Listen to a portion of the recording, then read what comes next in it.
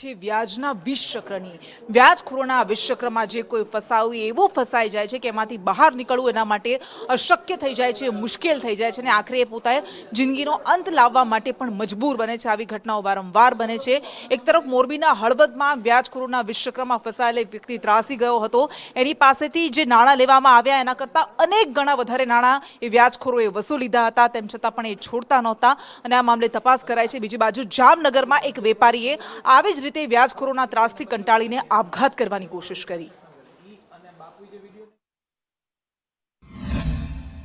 લાલજીભાઈ સૌજીભાઈ મારકણા તેમના દ્વારા ઝેરી દવા પી અને આત્મહત્યા કરવાનો પ્રયાસ કરવામાં આવેલો હતો, જે બાબતે તેમના પત્ની દ્વારા સિટી એ ડિવિઝન પોલીસ સ્ટેશનમાં ફરિયાદ આપવામાં આવી છે। તેઓ પાસેથી અલગ અલગ સમય વ્યાજે પૈસા લીધેલા હોય અને તે બાબતનું અલગ અલગ વ્યક્તિઓ દ્વારા ઉઘરાણી બળજબરીથી કઢાવવા બાબતની બનાવો બનેલા હોય।